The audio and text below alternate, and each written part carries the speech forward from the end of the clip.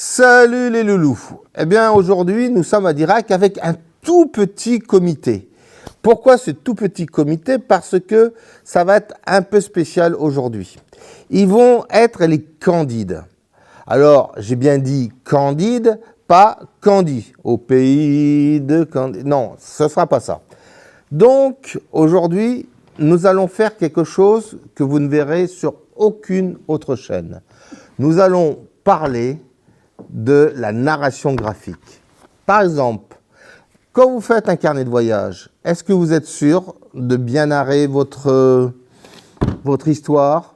Est-ce que, par exemple, si vous souhaitiez faire une bande dessinée, si vous vouliez raconter l'histoire de mamie, ou si vous voulez simplement voyager comme Michel à travers les montagnes, est-ce que vous savez comment le raconter? Eh bien, c'est ça qu'on va voir tous ensemble. Josie a posé une question particulière, c'est quoi la narration graphique? Eh bien, c'est ça que je vais vous expliquer. Alors, pour faire, j'ai demandé au grand maître, Olivier, son carnet de voyage. Et, comme vous pouvez voir, est-ce que c'est franchement un carnet de voyage, Olivier? Non, c'est plutôt un carnet d'essai et tout. Mais il faut quand même raison garder, c'est-à-dire, est-ce qu'on fait un carnet pour soi ou est-ce qu'on fait un carnet pour les autres? C'était une discussion qu'on a eue avec Michel, justement, et y compris avec Eric, qui est hélas absent, mais voilà, il est absent. Mais avant de penser si on doit faire un carnet pour soi ou pour les autres, il faut savoir les différents types de carnets. Vous avez des carnets en largeur, ce qu'on appelle paysage. Vous avez les carnets en hauteur, ce qu'on appelle portrait.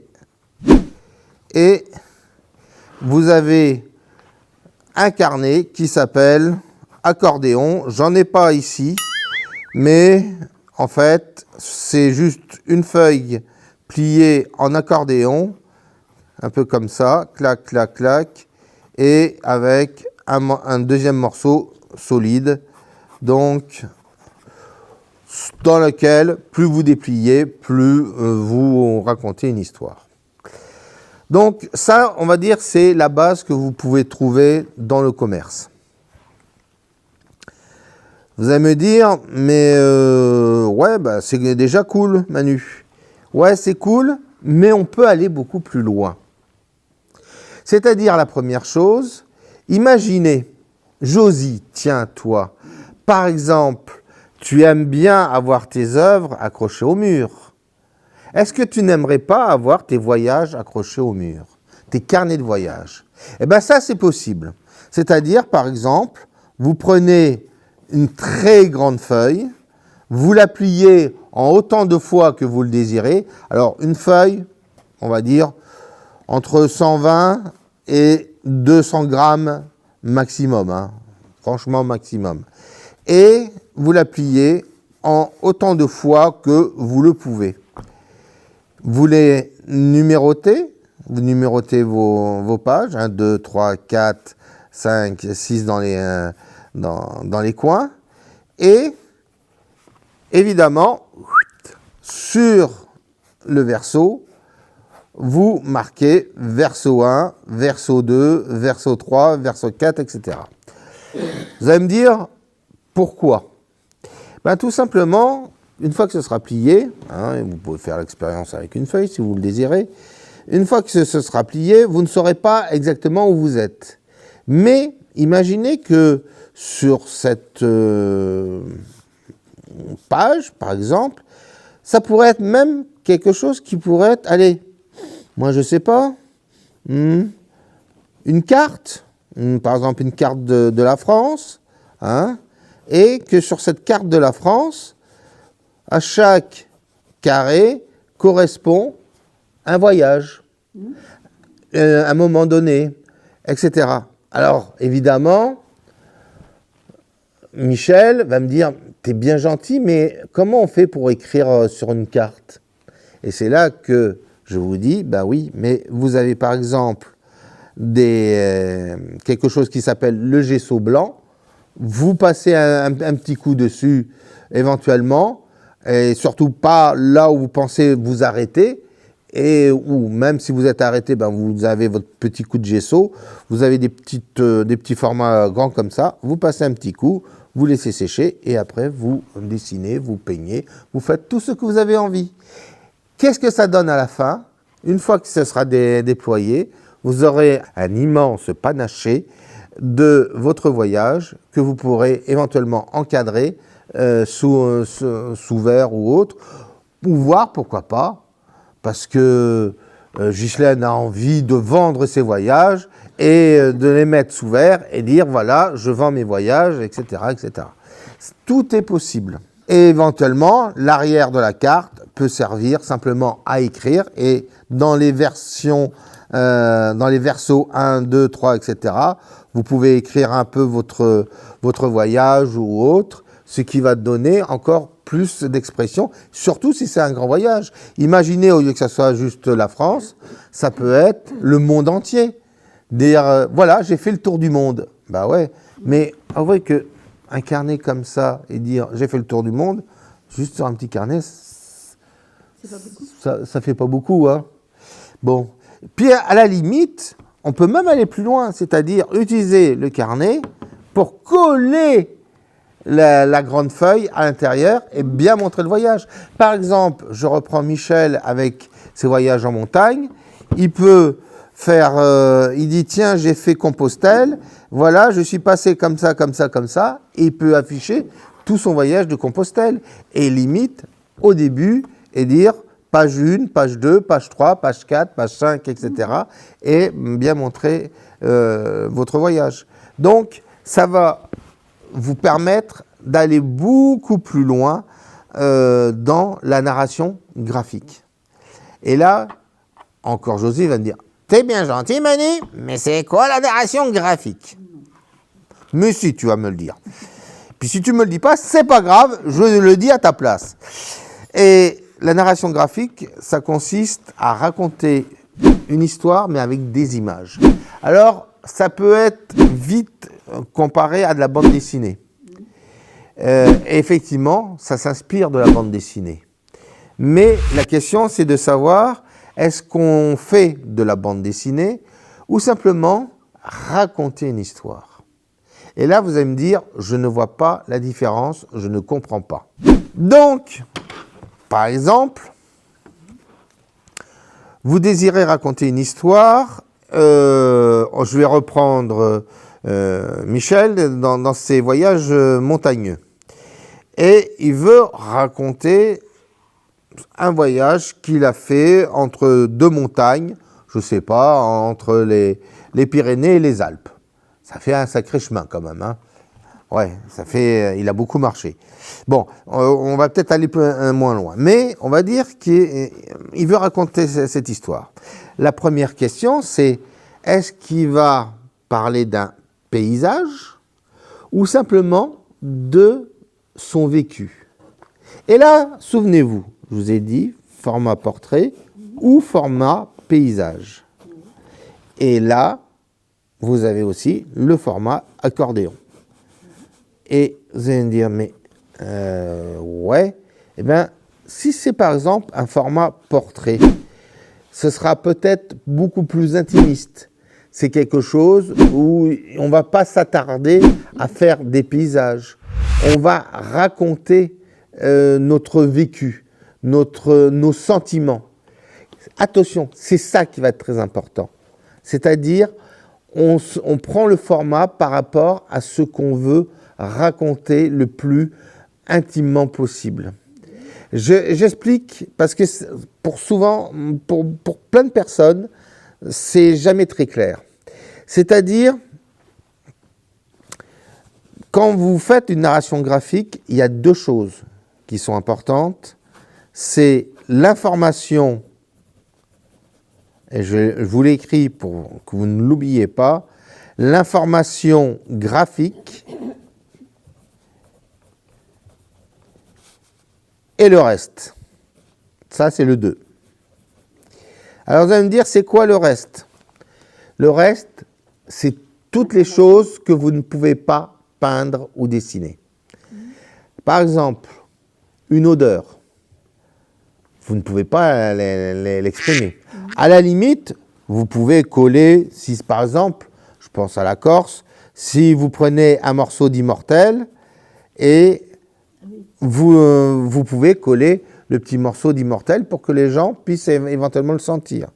Mais si c'est une odeur qui est plus compliquée et qui n'existe pas, là c'est déjà plus compliqué et donc il va falloir dire je sentais et vous commencez à essayer de développer l'odeur que vous pouviez sentir.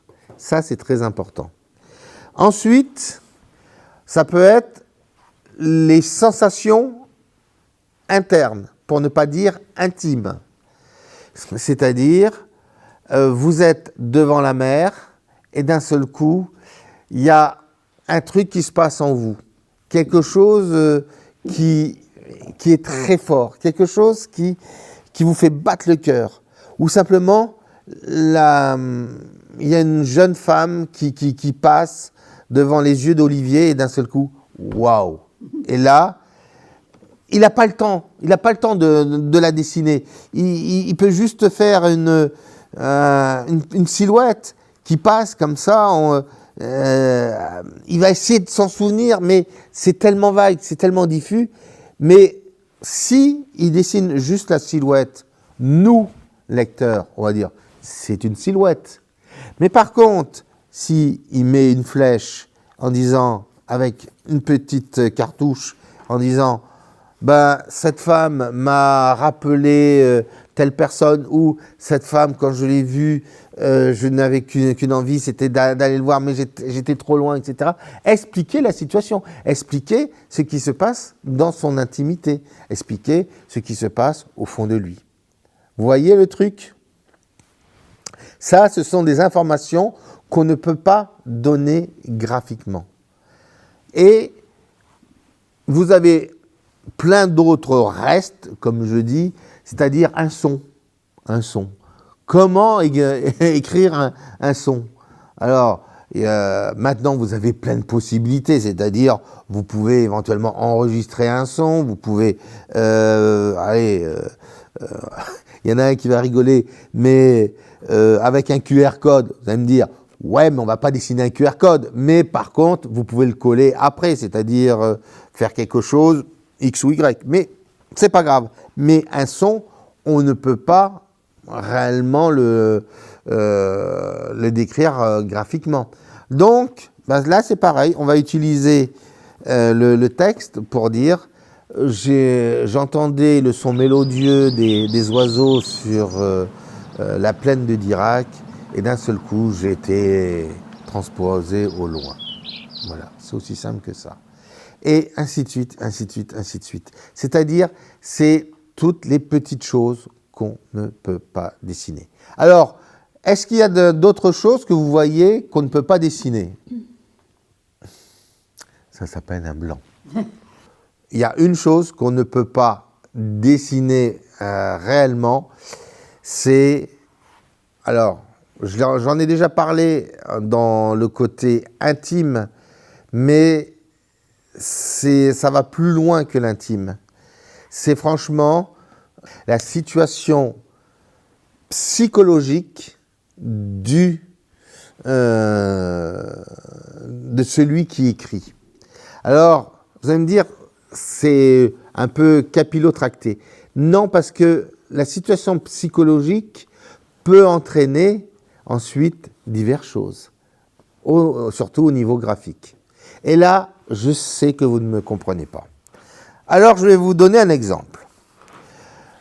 Donc, il y a Ghislaine qui est là et puis qui regarde quelque chose. Elle est très contente, elle est joyeuse et elle écrit « Je suis contente ». Voilà. Elle écrit, vous voyez bien là, il y a l'écriture. Et puis d'un seul coup, elle a vu les infos, elle est allée chercher de l'essence, 3 € le litre, non, ça va plus. Là, c'est je suis contente. Vous avez vu la différence d'écriture? Ça, et pourtant, elle écrit je suis contente. Est-ce qu'elle est franchement contente là? Est-ce qu'on peut ressentir dans cette écriture qu'elle est contente? Là, vous voyez, on est déjà entre l'information graphique et le reste. Maintenant, on va dire qu'elle est très, très contente contre le gouvernement. Je suis contente.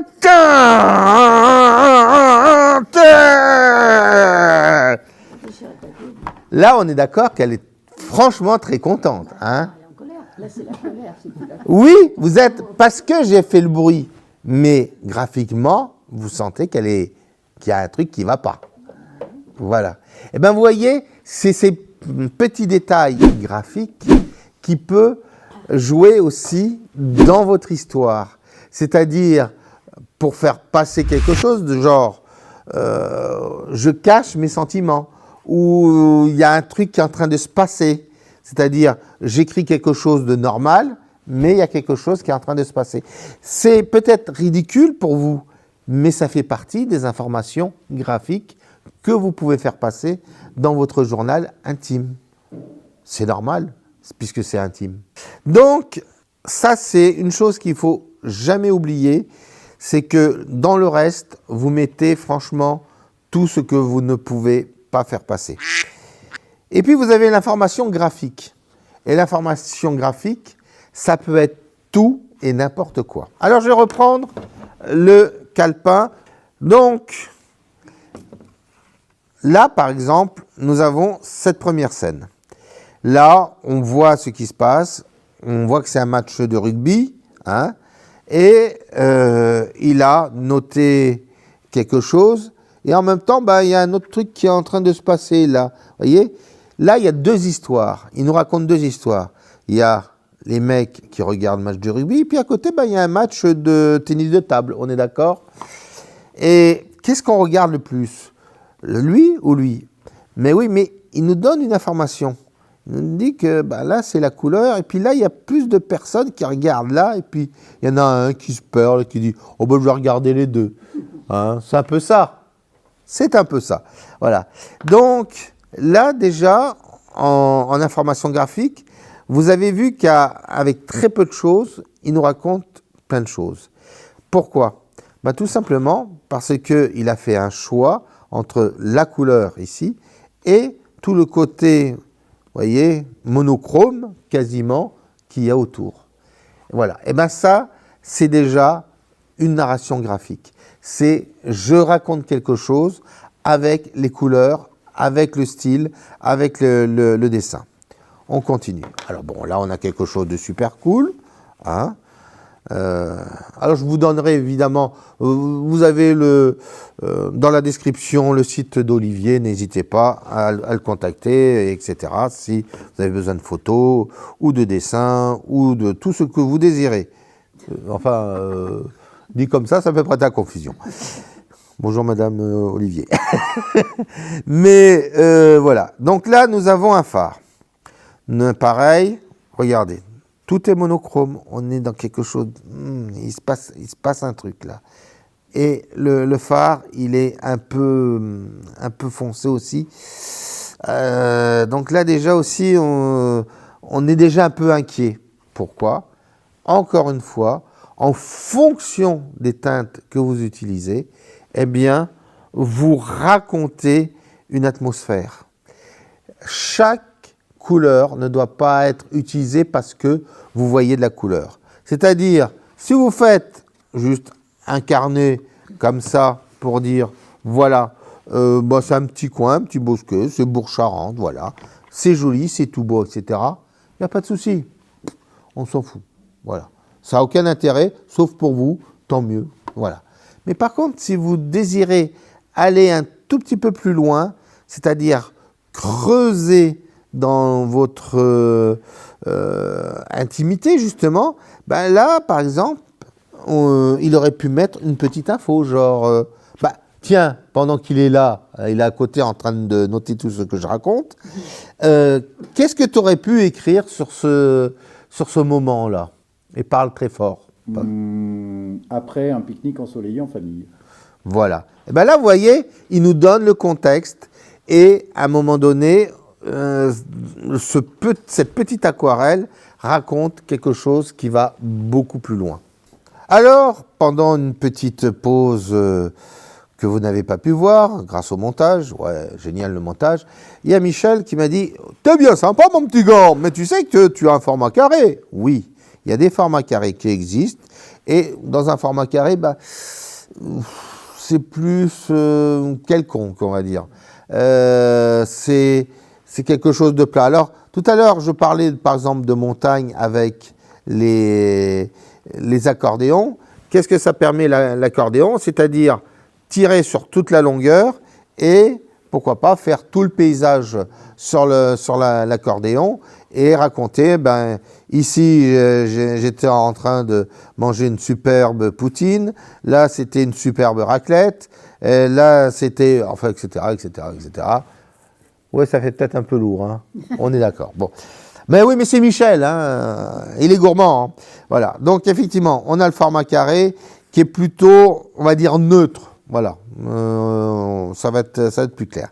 Et il nous a glissé aussi, mais on peut faire nos carnets.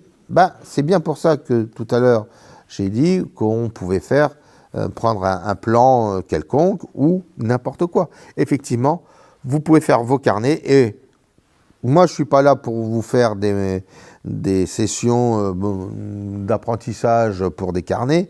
On va être clair, il y en a plein sur YouTube. Vous tapez fabrication de carnets, vous allez en avoir un paquet.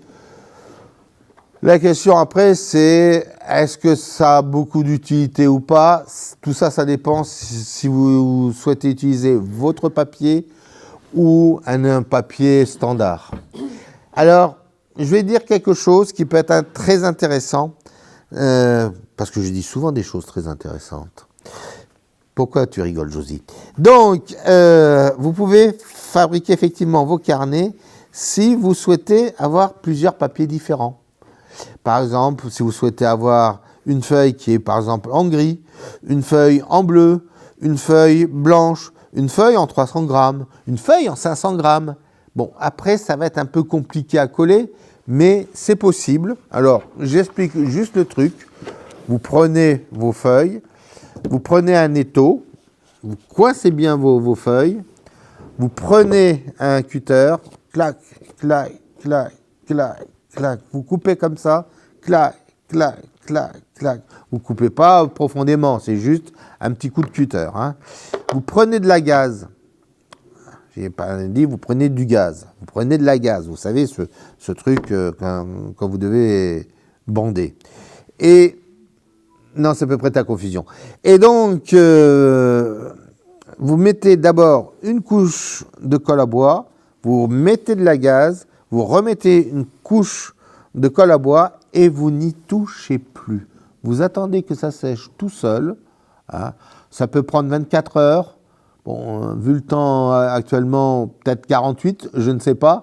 Mais vous laissez bien sécher, toujours dans l'étau. Et une fois que c'est bien sec, vous retirez. Alors, je vous conseille de mettre des petits cartons, hein, ici et là.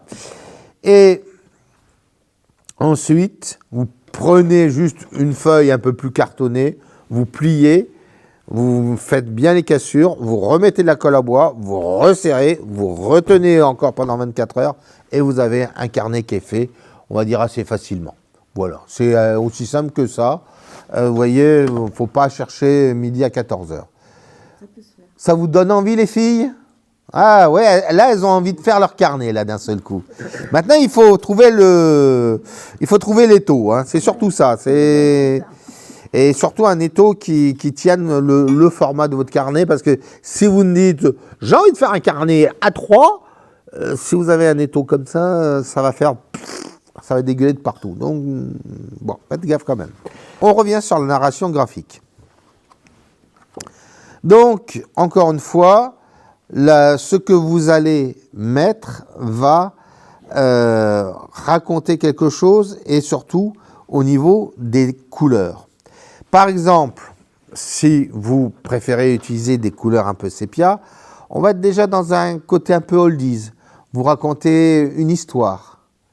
C'est simple, c'est clair, c'est net. Mais si dans ce côté oldie, par exemple, je ne vais pas le faire, ne t'inquiète pas, mais si, par exemple, je mettais du bleu, comme ça, là, d'un seul coup, il y aura une autre narration, il y aura quelque chose de plus moderne, il y aura quelque chose qui va se passer. Ensuite, sur les personnages, on verra ça plus tard. Après, vous avez le dessin pur, c'est-à-dire un peu ce qu'il a fait là. Là, nous avons un pur dessin et juste les forces qui sont mises, c'est-à-dire les contrastes, etc. Donc là, on a quelque chose qui est juste pour dire, voilà, je vous dessine quelque chose, mais en même temps, c'est simple, c'est efficace. Voilà. Le dessin comme ça, c'est à utiliser, franchement, quand vous n'avez pas grand-chose à raconter. Juste quelque chose à montrer, quelque chose à dire, j'ai vu ça et je vous le dessine. La couleur est plus quand vous devez l'utiliser pour donner une information supplémentaire. Par exemple, là, quand je regarde cette partie-là, il aurait pu la faire en dessin comme celle-là. Alors, que je sois bien dans le cadre, voilà. Donc, il aurait très bien pu faire cette partie-là en dessin, comme ça. Mais là, on n'aurait pas eu le côté orageux. Il aurait fallu qu'il mette plein de hachures un peu partout. Et ça aurait été lourd, ça aurait été, voilà, puis il aurait passé du temps. Il faut penser que souvent dans des carnets de voyage, vous avez madame ou monsieur qui vont dire « Eh oh, Germaine, hein il faut qu'on aille au point B, là, allez vite !» Ça arrive très souvent, on est bien d'accord. Tout le monde l'a connu. Je vois que tous ceux qui font du carnet de voyage font « Oui, on l'a bien connu. » Voilà, donc, il n'a pas le temps. Alors là, c'est là qu'il faut utiliser la couleur. C'est-à-dire dire « Putain de ciel d'orage. La mer qui est près, là, on sent qu'il va se passer quelque chose. On sent qu'il va y avoir une tempête, un truc. » C'est vrai, c'est exactement ça qui est... Voilà, vous voyez, quand le travail graphique est très bien fait, on n'a même pas besoin de raconter l'histoire. Le truc, il est là, il est présent. Là, petit moment de dessin. Là, on sent il adore ce moment-là. Il voit ces couleurs qui sont ensemble, qui se mélangent harmonieusement. Ce coucher de soleil, génialissime. Il se dit, allez, je vais faire ce moment-là très, très cool et tout. Vous voyez, ça raconte tout, ça raconte rien. C'est son intimité à lui. Il n'a même pas besoin de nous dire ce qu'il ressent. On arrive presque à le ressentir à travers. Il était waouh. C'était ça? Oui, je pense. Oui. Voilà. Donc là, on est plus dans la petite chose qui se passe dans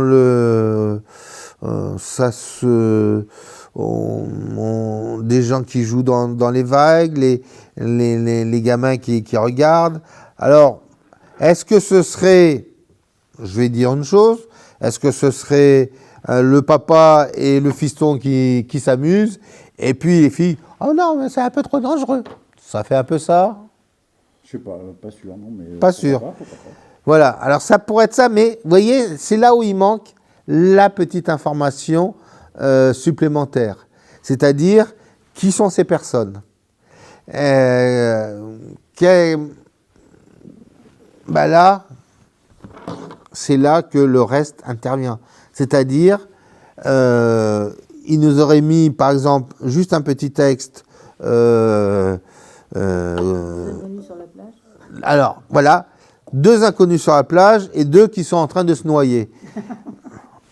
Par exemple, vous avez vu d'un seul coup, cette petite scénette est en train de changer.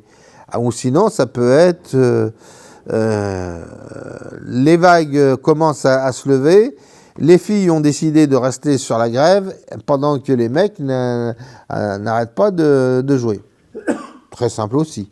Ça peut être pendant que nous étions là à nous geler sur la plage, les garçons, eux, se baignaient et se foutaient totalement de nous. Vous avez vu, d'un seul coup, simplement avec le texte, on raconte quelque chose d'autre. C'est savoir ce qui se passait dans votre propre intimité, ce que vous pouvez ressentir. C'est là que, vous avez entendu, j'ai dit « je ». Et c'est là qu'on vient sur le premier truc de la narration graphique. Vous avez 3 types de narration graphique. Vous avez le « je », c'est-à-dire c'est vous qui parlez du début à la fin.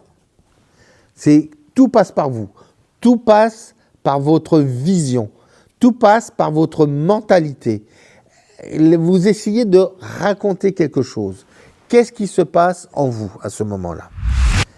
Et puis, vous avez le point de vue du « on va dire. Alors, le « on », c'est un ensemble. C'est-à-dire, on parle un peu de ci, un peu de ça, mais ça reste toujours dans un groupe commun. Par exemple, vous parlez les voyages de Sylvie, de la famille Sylvie. Et là, d'un seul coup, on va connaître, il va falloir que tu nous présentes, c'est-à-dire, nous avons Sylvie, voilà. Nous avons Jean-Jean avec ses grandes lunettes, je ne sais pas, hein, je vous dis des trucs. Nous avons Gérard avec sa grosse moustache, je ne sais pas, hein, je prends...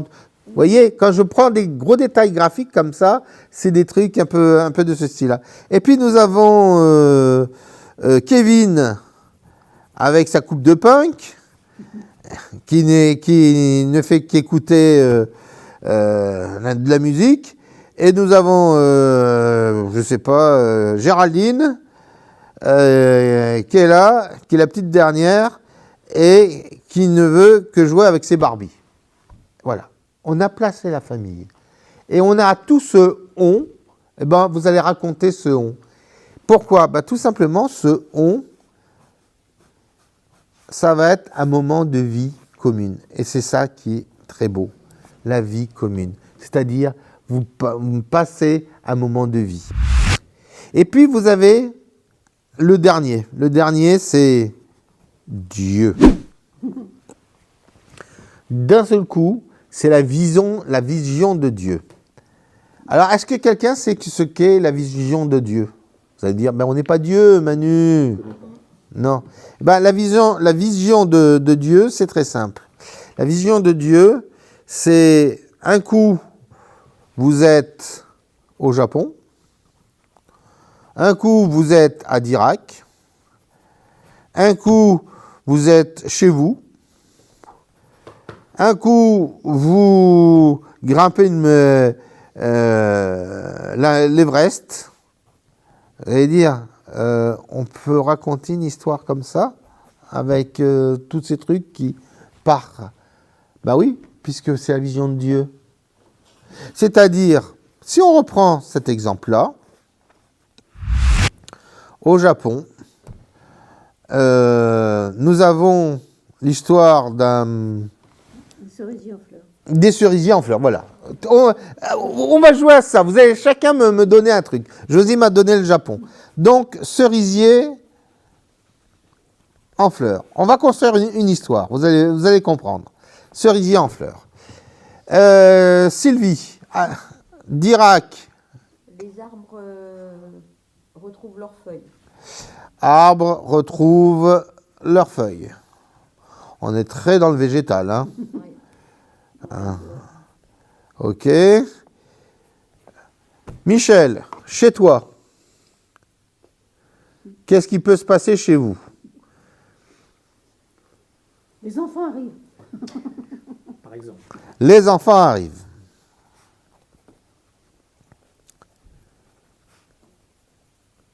Ghislaine, tu grimpes l'Everest. Mais qu'est-ce qui se passe? J'ai froid. Oui, sa bouteille d'oxygène. Qu'est-ce que tu as dit, Michel? J'ai oublié sa Oubliez bouteille sa de... bouteille Elle a oublié le... Elle oublie l'oxygène. Ok. Voilà. Alors, là, vous allez me dire, comment on peut associer ça? Ben, on est toujours sous le visage, enfin, sous l'influence de Dieu. Donc, par exemple, on peut dire que les enfants, alors là, on a, par exemple, les enfants qui arrivent. Mais qui arrivent d'où? Qui arrivent du Japon. Qui arrivent du Japon avec les cerisiers en fleurs. Mais ils constatent que à Dirac, c'est pas franchement encore en fleurs, où il y a déjà des feuilles, c'est un peu bordélique.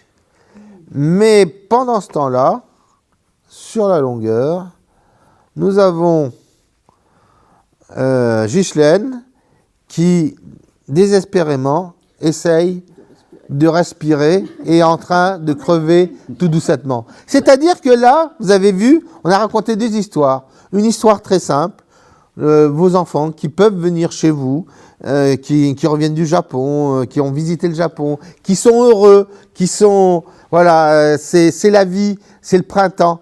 Et à l'opposé, on a Ghislaine qui est en train de crever sur l'Everest tranquillement. Voilà. Vous avez vu comme quoi, avec juste de la vision de Dieu, en plaçant exactement comment il faut le placer, on peut raconter une histoire. Un scénario. C'est quasiment un scénario. Oui. Mais on est un peu aussi dans le côté vie commune. C'est-à-dire, par exemple, toi, t'es papa, même grand-père, qu'est-ce que tes petits-enfants peuvent raconter dans le jour J? Alors bon, aujourd'hui, ça va peut-être un peu particulier, tu m'excuseras. Mais on va dire un jour spécial pour vous, allez, on va dire le 6 juillet. Très belle date. Yeah! Donc, 6 juillet. C'est l'anniversaire de mon petit-fils. Ouais, mais c'est surtout le mien. Bon, 6 juillet, donc, qu'est-ce qui se passe le 6 juillet? Et vous avez envie de garder trace de ce moment-là. Donc, tu peux très bien appeler. Alors, Robert, qu'est-ce que tu fais qu'est-ce que tu as fait aujourd'hui 6 juillet? Et il va te raconter son truc.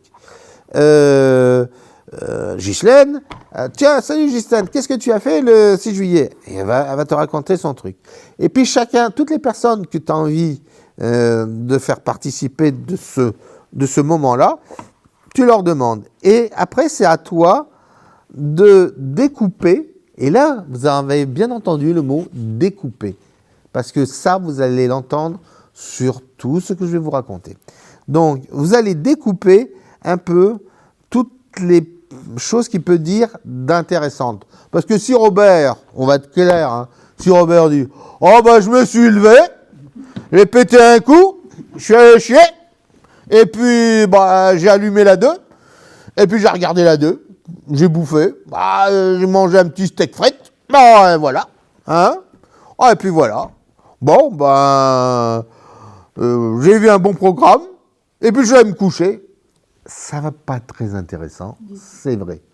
Mais tu peux résumer la vie de Robert simplement avec un dessin. Ah oui. Ou une série de dessins.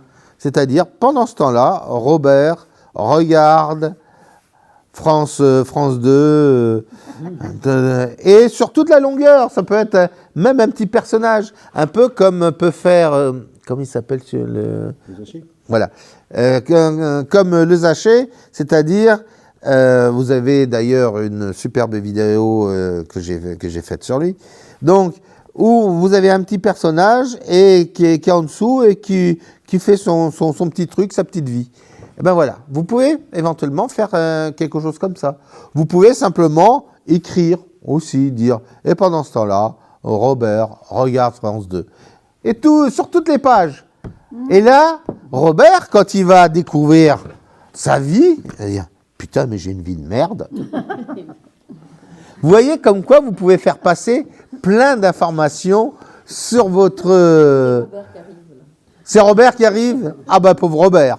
Bon, voilà. Donc, c'est ça qui est super intéressant à placer, parce que ce petit moment de vie, ensuite, ben, vous pouvez l'utiliser. Vous pouvez, si vous êtes un super gars entraîné, le scanner, faire un petit bouquin et l'envoyer à toute la famille ensuite en disant votre 6 juillet 2026. Voilà. C'est sympa ça. Ouais. Ouais. C'est une idée.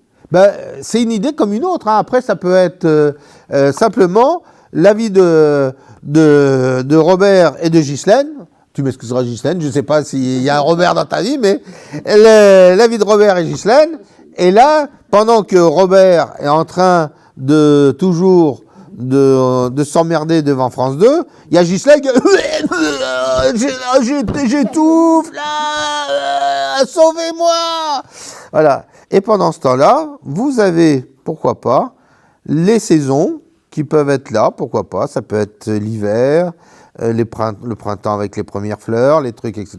Mais là, Ghislaine, elle a 1 an pour mourir, ça fait quand même peut-être un peu beaucoup. Mais, pourquoi pas, ça peut être juste le symbole de l'arbre, au départ, avec juste les branches, puis le bouton qui commence à arriver, le bouton qui grossit, le bouton qui est en fleurs, et le bouton où les fleurs commencent à s'envoler avec le vent.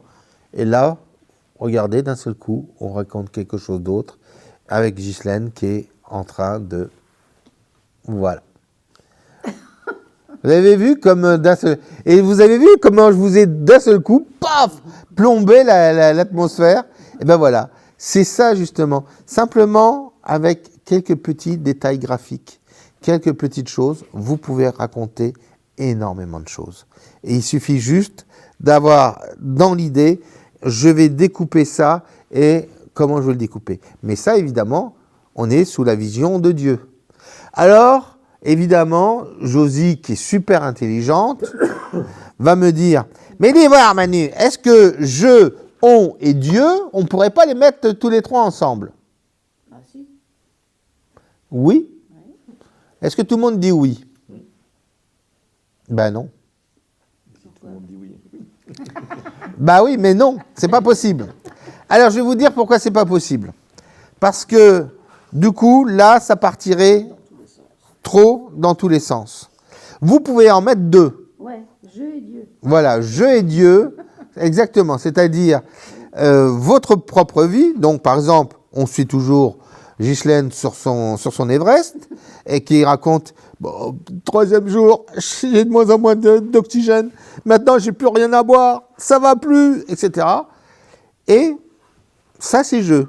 Mais qu'est-ce qui se passe dans le monde au même moment? Qu'est-ce qui se passe pour sa famille? Qu'est-ce qui se passe pour... etc. Donc, oui, on peut raconter je et Dieu.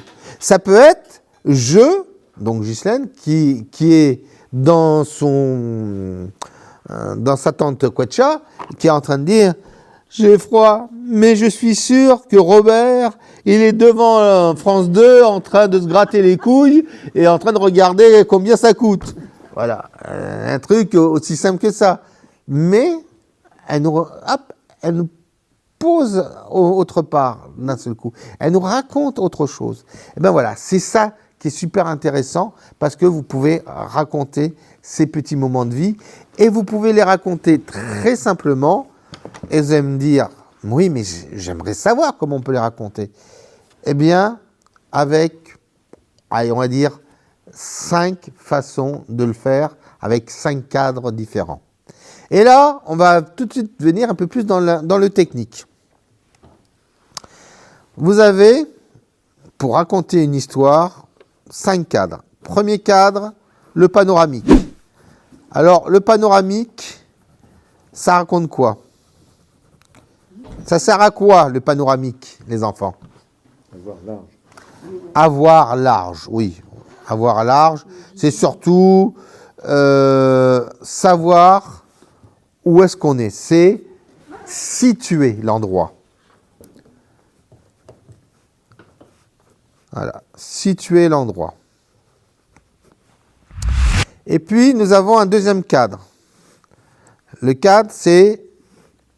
Alors, il y en a qui l'appellent plan d'ensemble, d'autres plan général, d'autres plan de grand ensemble. En fait, tout ça, c'est un peu faux et un peu vrai. Il y a plusieurs dénominations en fonction de la caméra ou de comment vous voulez approcher le sujet. Mais on va dire plan général. Et le plan général, c'est quoi? C'est par exemple, on voit... on va continuer avec Ghislaine, tiens. Elle est là. Alors, dans le panoramique, on voyait les montagnes et on voyait peut-être un petit personnage qui est là et donc on ne sait pas qui c'était. Là, on se rapproche du personnage et on voit Ghislaine en train de fabriquer, de mettre sa tente sur la montagne et on voit encore derrière des bouts de montagne ou éventuellement des bouts de rochers ou autres, mais toujours qui a un rapport avec le panoramique. Là, jusque-là, vous suivez. Puis, nous avons un troisième plan qui est peu utilisé, mais que je trouve qui est peut-être le plus intéressant dans une narration. C'est ce qu'on appelle le plan américain ou le plan à l'italienne. Alors, là encore, je vais avoir des personnes qui vont râler, mais on va étudier les deux. Alors, le plan américain, on coupe à peu près au niveau du ventre. Le plan à l'italienne, on coupe au niveau des genoux. Alors, il y en a de temps en temps qui disent plus bas que le genou, c'est-à-dire un peu ici. Oui, ça fait un peu genre, je ne sais pas dessiner les pieds, donc je coupe ici. Il y en a beaucoup des comme ça. On va éviter. Hein, voilà. Donc, là, j'avais oublié général. Et là, on va dire américain. Voilà. Et puis, bien évidemment, vous me voyez arriver. Quel va être le prochain plan? Le portrait, le gros plan. Alors, le gros plan, évidemment, c'est plutôt au niveau du visage, mais ça peut être pour montrer quelque chose. C'est-à-dire, si vous voulez montrer, moi je ne sais pas, une mouche qui se pose sur le nez, enfin là c'est une sacrée mouche hein, que je suis en train de faire, mais si vous voulez montrer quelque chose qui se pose sur le nez de Ghislaine, ben, elle est là, c'est quoi ce truc-là? Voilà, donc c'est là plutôt qu'il faut utiliser le gros plan. Et puis il y en a un dernier, c'est le très gros plan. Le très gros plan, c'est-à-dire, c'est franchement le détail du détail. C'est-à-dire, on voit Zobi la mouche qui est là et qui fait bzzzt. Alors vous allez me dire, est-ce que ça a un intérêt quelconque? Oui. C'est-à-dire quand réellement vous voulez montrer quelque chose de très, très, très précis. Voilà, donc, très gros plan, voilà. Et vous allez me dire, qu'est-ce qu'on fait avec tout ça? Avec tout ça, on peut raconter et mettre en scène quelque chose. On va reprendre ce moment-là. Vous allez me dire, ça n'a aucune utilité. Là, on rentre presque dans la bande dessinée. Non, on ne rentre pas dans la bande dessinée, mais justement dans votre univers. C'est-à-dire, premier truc, là, on ne sait pas où ça se passe. On a de la mer. Bon. S'il ne nous avait pas écrit Trestraou, Perros-Guirec, voilà, on ne saurait pas du tout où c'est. Par contre, s'il nous fait, par exemple, allez, on va dire, voilà, par exemple, ce plan-là, et donc là, on est déjà sur un panoramique. Là, d'un seul coup, on sait qu'il y a la mer et tout. Et là, il nous met Trestraou, Perros-Guirec. Et là, d'un seul coup, on situe l'endroit. Donc, panoramique. Première chose, toujours situer l'endroit. Je répète, toujours situer où vous êtes dès le départ. Que ce soit par du texte ou que ce soit par une image. Toujours situer. Parce que votre lecteur n'est pas censé situer. Encore une fois, tout ça, ça dépend. Si c'est que pour vous, si c'est que pour vous, vous vous débrouillez, vous êtes avec vos souvenirs, ça n'a aucun intérêt. Mais si vous écrivez, c'est aussi pour ceux qui vont éventuellement tomber dessus, pour votre descendance, pour votre, pourquoi pas, pour la BNF. Oui, Michel? Alors, la date, c'est aussi possible, mais ça peut avoir une utilité ou pas. Tout ça, ça dépend si... Voilà. Tout ça, ça dépend de ce que tu fais, à quel moment, etc. Disons que la plage, avec les mecs déshabillés, on sent que c'est plutôt l'été. Après, s'il est naturiste et il aime bien les trucs d'hiver, c'est sûr que là, s'il mettait plage de Perros-Guirec le 21 janvier, on sera là en disant, il est fou ce mec-là. Voilà. Mais pourquoi pas? Ça nous raconte quelque chose. Donc, vous voyez toujours l'intérêt de raconter quelque chose. Après, ça peut être quelque chose de très simple. Ça peut être écrit, mais ça peut être une photo, une image, quelque chose de découpé. Ça peut être un plan, ça peut être un ticket, ça peut être n'importe quoi. Votre billet de camping, je ne sais pas s'il y a un billet de camping, mais ça peut être ça. Ça peut être tout et n'importe quoi. Donc, premier truc, on situe. Deuxième truc, on a ces personnages, ok? Mais qui sont ces personnages?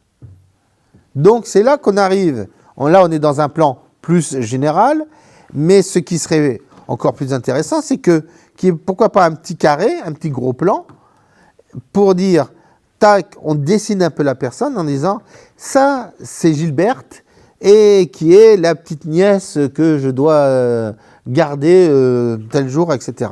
Et donc, là, d'un seul coup, on sait que on va s'intéresser peut-être, pourquoi pas, à la vie de Gilberte. Pourquoi pas?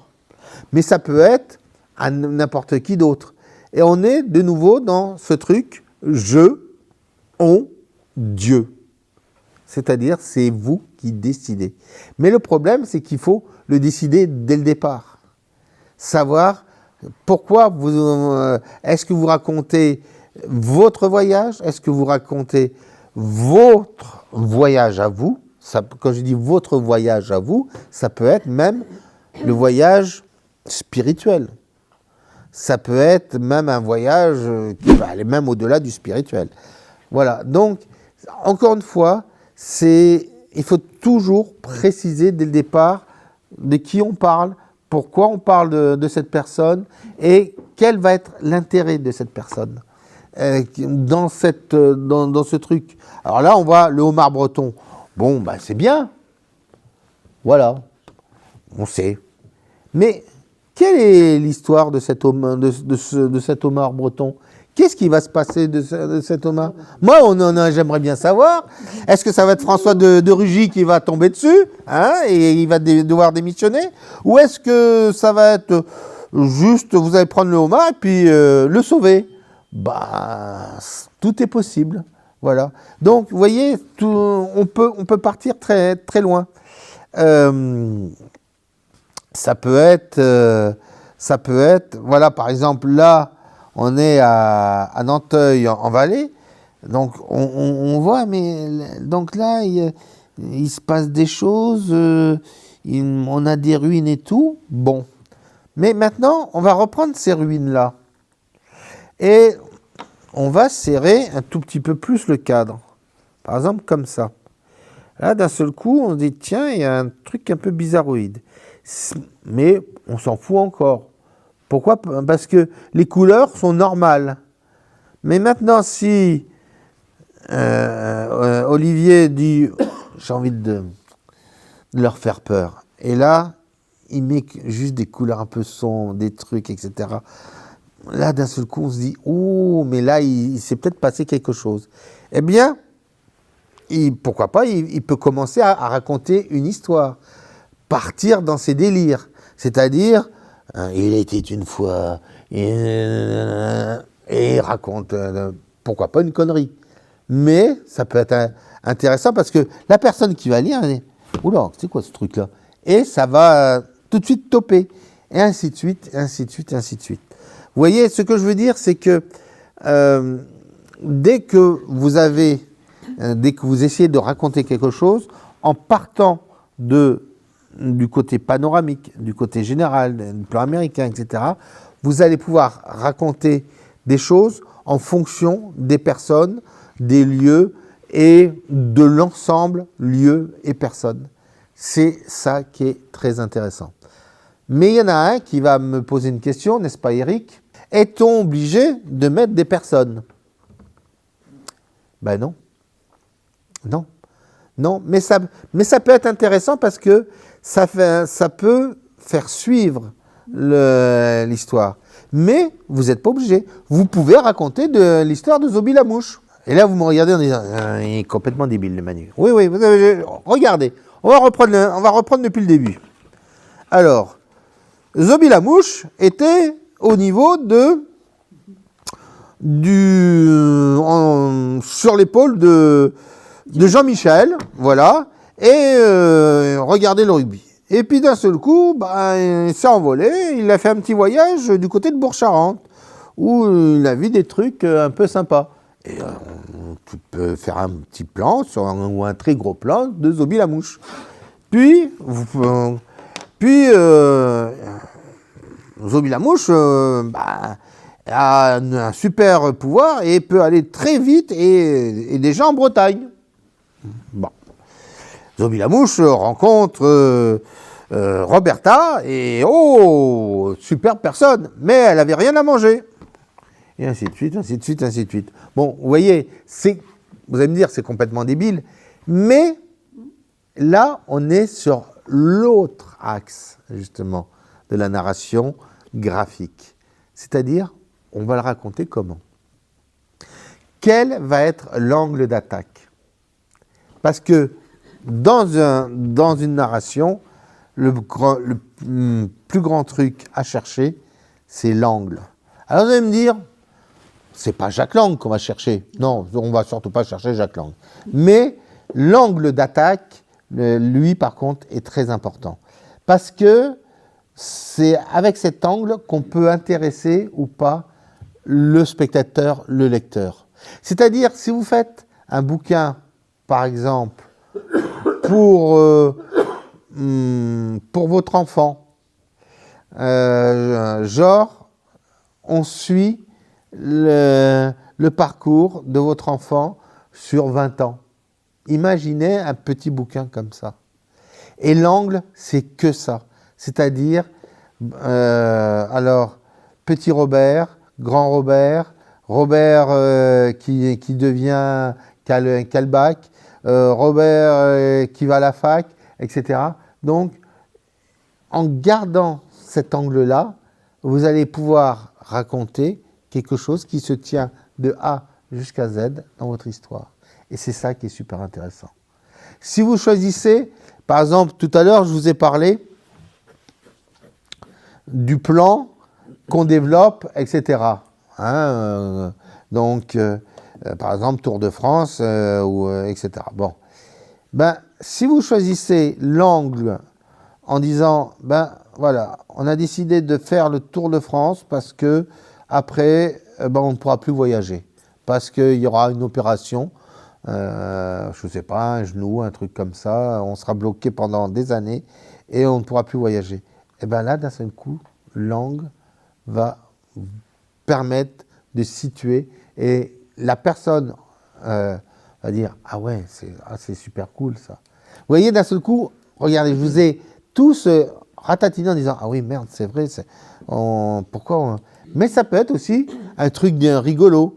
Donc, je vais vous rappeler quelque chose, moi qui m'avait fait mourir de rire.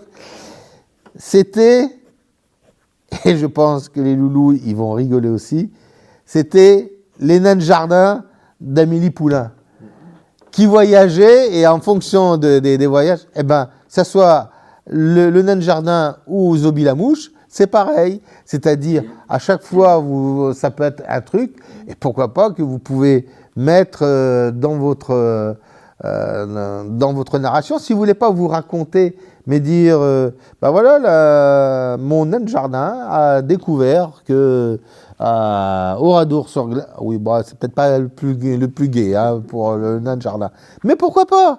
Ça peut faire justement un contre, voilà.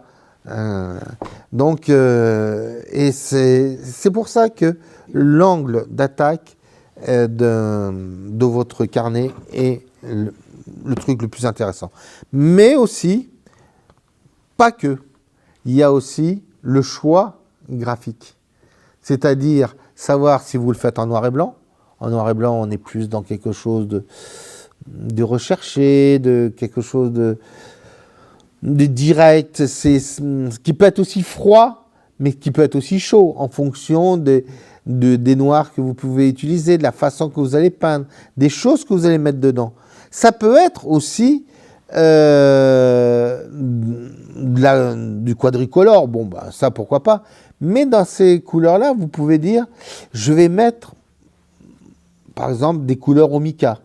Vous savez, ces couleurs qui pétillent un peu partout. Alors, vous allez me dire, c'est quoi l'intérêt? Ben, par exemple, sur chaque petite chose qui vous donne un petit coup de magie, genre, je sais pas, quelque chose qui vous rappelle quelque chose, vous passez juste un petit coup de mica comme ça, d'un seul coup, on va faire, ah tiens, là, il se passe quelque chose, et il y a un truc, excusez-moi, il y a une page qui est en train de se décoller. Bon, excuse-moi. Mais voilà, ça peut être ça. Ça peut être, vous avez d'autres couleurs que vous pouvez utiliser, des couleurs fluo, ou même n'importe quoi d'autre. Et tout ça, ça va donner aussi une impression. Mais ce n'est pas le plus intéressant encore. Le plus intéressant, c'est d'utiliser vos instruments graphiques en fonction de ce que vous souhaitez faire passer. Je vous ai encore tué. Bon, alors, je vais vous expliquer. Par exemple, et on l'a déjà vu un peu au début. Par exemple, vous voulez faire le pinceau, pas le pinceau, un paysage très simple en disant, bon, bah, on est à Perros-Guirec, machin, mais vous voulez pas rentrer dans les détails. Vous prenez un crayon simple, vous faites votre dessin, tac, tac, Perros-Guirec, tac, tac, tac, pof, voilà. On s'en fout du temps, on s'en fout de quoi que ce soit. On situe Perros-Guirec, telle date, voilà. Bon, ben, ok, c'est parfait. Vous avez situé. Un crayon suffit. Pourquoi? Parce que vous avez juste raconté le petit truc. Et puis, d'un seul coup, vous dites, ah, jour 2. Jour 2, ben, le temps est plus compliqué. Et puis, je sais pas, il y a des choses qui se passent. Et pourquoi pas, vous pouvez reprendre le truc de Perros-Guirec, mais avec un dessin peut-être un peu plus compliqué, ou ça peut être quelque chose, etc., qui est fait avec votre liner. Puis d'un seul coup, vous dites, non, en fait, c'est pas ça que je veux faire passer, c'est quelque chose de plus...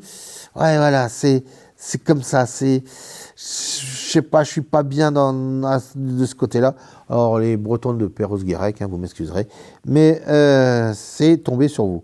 Donc, voilà. D'un seul coup, il se passe un autre truc. Et là, vous voyez, on est déjà dans un autre monde. Et puis, donc, là, d'un seul coup, il essaye de nous faire partager quelque chose. Ah, le ciel, il est pourri, etc. Tout est noir, noir, ouais, voilà. Dans ce noir, qu'est-ce qui se passe? Nous avons peut-être un peu de lumière qui surgit. Là, on a déjà un contraste. Il se passe quelque chose d'autre. On a mélangé donc de la peinture, du dessin, etc. Mais vous pouvez utiliser, pourquoi pas, du pastel. Alors moi, vous savez bien que je ne peux pas utiliser du pastel, mais vous pouvez utiliser du pastel pour quelque chose de plus fin, quelque chose de plus téméraire, ou pour montrer quelque chose un peu de nuageux, vous voyez, hein, ou de la neige, ou des trucs comme ça. Et puis vous pouvez utiliser du crayon. Alors le crayon, ça peut être quelque chose, vous voyez, qui peut être un peu comme le pastel, mais un peu plus dessiné, mais plus lâche. Vous voyez, quelque chose de toc, on fait quelque chose de rapide, éventuellement. Mais ça peut être aussi du crayon aquarelle, où vous pouvez dessiner, par exemple, je ne sais pas, une tête, et juste, vous pouvez avoir un portrait comme ça, et puis vous pouvez jouer avec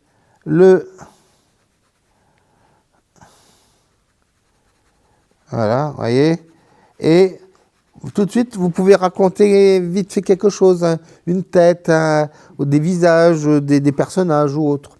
Et puis, qui dit feutre, pinceau, etc., vous pouvez mettre de la gouache, vous pouvez jouer, bon, pas de l'huile, évidemment, mais vous pouvez aussi jouer à intégrer, je ne sais pas, des morceaux de tissu. Ah bon, là, j'ai un vieux truc, mais là, vous pouvez, pourquoi pas, intégrer un morceau de tissu et peindre la suite un peu de ce qui se passe sur ce morceau de tissu. Alors, après, il faut que le morceau de tissu ait une utilité, genre Bernadette, qui était super chouette, elle est montée sur des barbelés, elle s'est arraché un peu de sa robe, et voilà d'ailleurs le petit morceau de robe qui reste. Ça peut, c'est complètement idiot, mais ça donne une petite info, ça peut être un petit passage qui peut être important dans votre histoire ou pas. Tout ça, c'est on va dire, chaque utilisation d'éléments graphiques ne doit pas être gratuit. Parce que ça, c'est l'autre truc de quand vous travaillez, incarner une histoire, il ne faut pas que ça soit gratuit. Alors, qu'est-ce que ça veut dire, pas gratuit?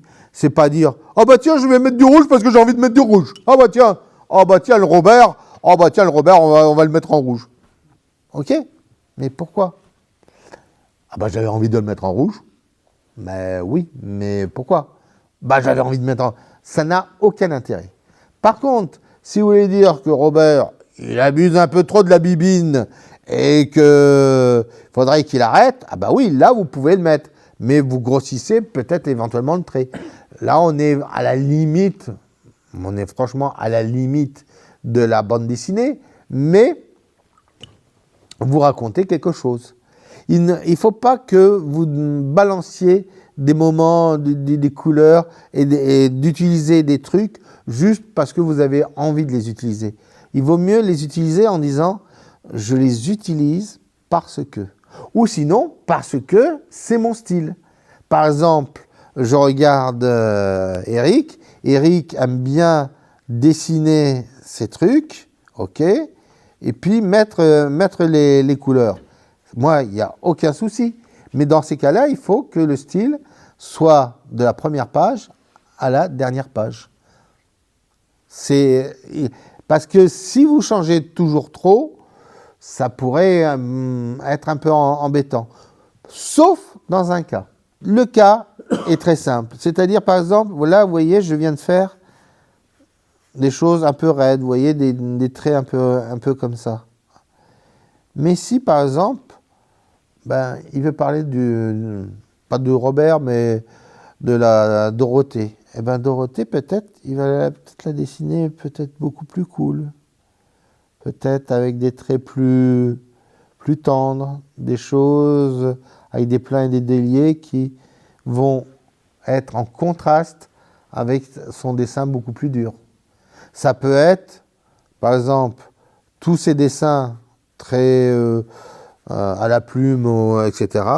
Et puis quand on arrive à Dorothée, Dorothée, ça peut être quelque chose avec plus de pinceaux, avec Là, déjà, ben, il nous fait passer encore une autre information, c'est-à-dire, ah, Dorothée, elle est super cool. Ça doit être quelqu'un de bien, etc. Vous voyez, chaque chose ne doit pas être posée comme ça, mais avec une intention. Toujours ça. Pas gratuitement. Une information, si je dis, bah tiens, j'ai vu Robert, ah bah non, qu'est-ce qu'il est con. Ok. Pardon à tous les Robert qui me regardent, hein. Mais non, mais dit comme ça, c'est gratuit. Par contre, si on explique pourquoi Robert est con, voilà, ça peut être dans ce cadre-là. Vous voyez, il faut toujours expliquer les choses. Parce que, n'oubliez pas que le lecteur, lui, ne sait pas. Il ne sait pas ce que vous avez dans votre tête. Il ne sait pas ce que vous avez vécu. Vous ne savez même pas qui va vous lire. Parce que ça peut être quelqu'un de bien intentionné, comme ça peut être quelqu'un de mal intentionné. Ça peut être vos arrière petits-enfants, et puis ils vont dire « Ah bah dis donc, la Josie, elle était très spéciale. Ah, qu'est-ce qu'elle a déconné, oui. » Voilà. Eh bien, c'est pour ça. Si vous faites vos carnets, si vous racontez des choses, même pourquoi pas vos bandes dessinées, eh ben, essayez toujours que ça soit pas gratuit, que ça soit avec raison. Et ça va vous offrir une narration qui va tenir de bout en bout. Voilà, en tout cas, déjà, en suivant ces choses-là, vous allez pouvoir faire des carnets qui tiennent et surtout des gens qui vont pouvoir regarder vos carnets sans être totalement perdus. Et surtout, je pense à une personne qui est à côté de moi, de bien écrire. Voilà. Parce que, bon, ok, il était médecin, donc... voilà. Ok. Je suis content. Oui. Ben, je ne sais pas s'il est content, mais on va dire que c'est plutôt son électrocardiogramme, là. Voilà. Non, là, c'est pareil. Quand vous allez faire des bouquins, ayez quand même une bonne écriture. C'est-à-dire, un minimum, c'est plutôt comme ça. Hein. C'est-à-dire, plutôt en majuscule, c'est déjà un tout petit peu mieux.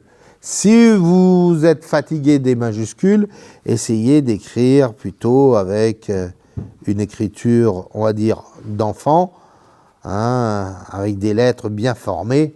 Bon, après, vous allez me dire, les enfants de maintenant, ils sont plutôt en train de taper. Mais ça, c'est autre chose. Ça peut être, comme je vous ai montré au début, ce que vous pouvez ressentir. C'est-à-dire, c'est pareil, l'outil que vous allez utiliser peut raconter beaucoup de choses. Si vous prenez un feutre très large, alors moi j'en ai... Voilà.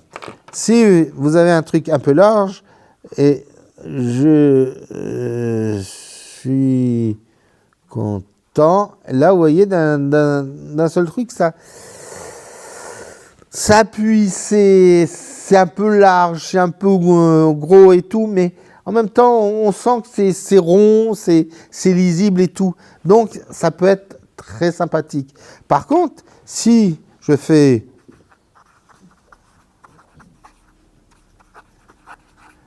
Alors là, d'un seul coup, ça peut être, vous voyez, quelque chose de plus enjoué.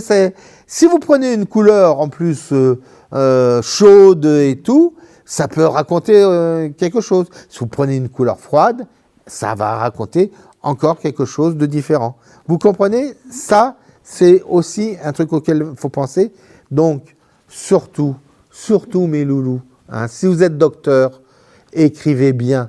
Vous n'écrivez plus pour la pharmacie, hein, ou pour la pharmacienne.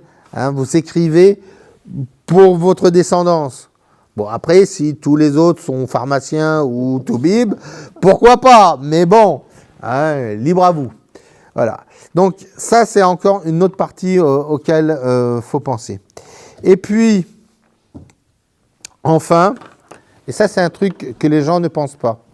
Donc, quelque chose d'autre auquel vous ne pensez pas, c'est le carnet en lui-même. Parce que c'est complètement idiot. C'est votre truc à vous, c'est votre bébé. Mais ça, tout ça, vous pouvez l'utiliser, vous pouvez en faire quelque chose, vous pouvez prendre des Posca, par exemple, ou de la peinture à l'huile, ou de la gouache. Enfin, de la gouache, c'est peut-être un peu plus compliqué. Mais vous pouvez peindre dessus et pourquoi pas faire votre paysage. Là, il pourrait faire Perros-Guirec en paysage. Aussi simple que ça. Carnet de Perros-Guirec. Aussi simple que ça. Voilà. Ça fera en plus quelque chose de joli. Prenez surtout vos carnets, prenez tout ce que vous faites avec, en disant, ben voilà, c'est un ensemble. Surtout, arrêtez de dire, je prends un carnet, telle marque, et je dessine dedans, et c'est terminé, et je le repose. Non, c'est à vous, c'est à vous. Prenez-le, personnalisez-le, faites un maximum de choses pour dire, c'est mon carnet à moi. Hein? Voilà. Alors, toujours après dans la narration graphique, je vais continuer, parce que qui dit narration graphique dit narration. Donc, comme je vous ai dit, vous commencez d'abord par un plan panoramique, un plan général, et éventuellement un gros plan ou un plan à l'américaine, ok? Et à partir de ce moment-là, donc là vous avez tout ce type, panneau, général, un gros plan ou américain. Et après, ben, il faut jouer comme si c'était de la musique. Je vais prendre un exemple. Hein, je ne suis pas musicien, mais panoramique, on va dire que ça a toujours ce son-là.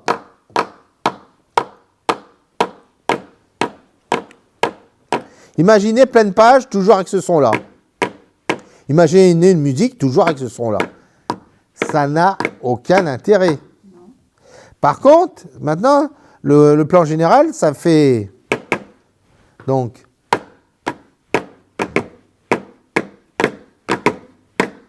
Là, déjà, ça, vous voyez, ça commence à nous raconter autre chose.